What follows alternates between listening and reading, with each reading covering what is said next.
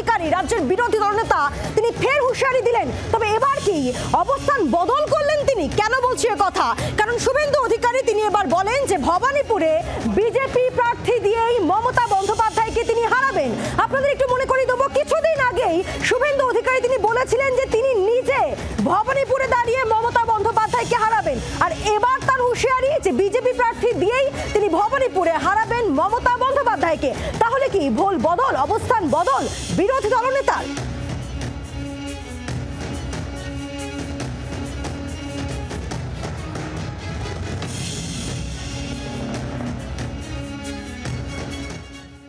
কর্মচারীদের ব্যাপারে বলবো না, কারণ ওর মালিক মমতা ব্যানার্জি আমার কাছে হেরেছে 1956 ভোটে।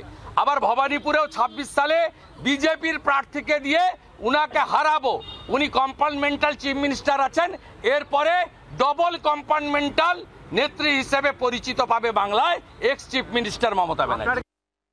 শুভেন্দু অধিকারী এখনকার বক্তব্য আপনাদের সামনে রাখলাম। আর ঠিক কয়েকদিন আগে, কিছুদিন আগে শুভেন্দু অধিকারী তিনি বলেছিলেন যে ভবানীপুরে তিনি নিজে দাঁড়িয়ে মমতা বন্দ্যোপাধ্যায়কে হারাবেন। তাহলে এই অবস্থান তার কেন? তাহলে কি নিজের অবস্থান থেকে কার্যত সরে এলেন বিরোধী দলনেতা শুভেন্দু অধিকারী? জল্পনা তুঙ্গে ভবানীপুর নিয়ে শুভেন্দু অধিকারীর অবস্থান বদল, বিজেপি প্রার্থী দিয়ে মমতা বন্দ্যোপাধ্যায়কে হারানোর হুঁশিয়ারি তার। তবে কয়েকদিন আগেই তিনি বলেছিলেন যে তিনি নিজে ভবানীপুরে দাঁড়িয়ে মমতা বন্দ্যোপাধ্যায়কে হারাবেন। কি বলেছিলেন সে সময় তিনি শুনবো। ভবানীপুরে হারাবো, আরো 5 বছর হারার যন্ত্রণা বয়ে বেড়াতে হবে। যেভাবে নন্দীগ্রামে হারার যন্ত্রণায় চিৎকার করছেন, আপনি লোকসভা ভোটে আমার এলাকায় দাপিয়ে বেরিয়েছেন, তারপরেও 16টা বিধানসভার 15টাতে কাঁথি তমলুকে গোহারান হেরেছেন। 12 তারিখ শুভেন্দু অধিকারীর এই মন্তব্য ছিল, সেখানে তিনি বলছেন যে তিনি নিজে ভবানীপুরে দাঁড়িয়ে মমতা বন্দ্যোপাধ্যায়কে হারাবেন। আর আজ তিনি বলেন যে বিজেপি প্রার্থী দিয়েই মমতা বন্দ্যোপাধ্যায়কে তিনি হারাবেন। তাহলে কি নিজের অবস্থান থেকেই সরে এলেন রাজ্যের বিরোধী দলনেতা শুভেন্দু অধিকারী? প্রশ্ন উঠছে।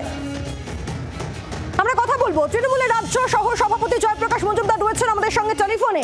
জয়প্রকাশ বাবু, শুভেন্দু অধিকারীর এখন মন্তব্য যে তিনি বিজেপি প্রার্থী দিয়েই মমতা বন্দ্যোপাধ্যায়কে হারাবেন ভবানীপুরে, যেখানে কয়েকদিন আগে 12 তারিখে তিনি বলেছেন তিনি নিজে দাঁড়িয়ে মমতা বন্দ্যোপাধ্যায়কে হারাবেন।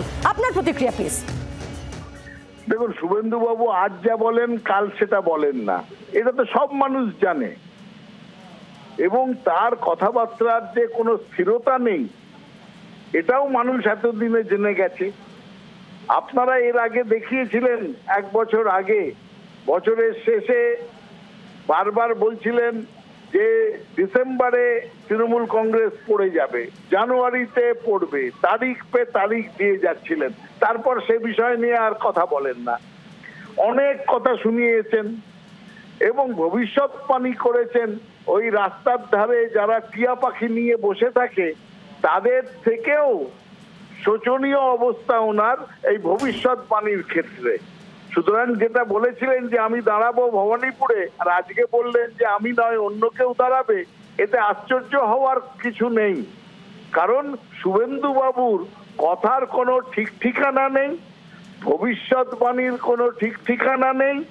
রাজনৈতিকভাবে দিশাহীন এবং হতাশাগ্রস্ত একটা মানুষের যে মানসিক বৈকল্য হয়, তাই হয়েছে তার মানসিক চিকিৎসার দরকার। সেটাও একটা প্রয়োজনীয়তা বিজেপি শীঘ্রই অনুভব করবে। বাংলার আওয়াজ, বাঙালির আবেগ, জি 24 ঘন্টা।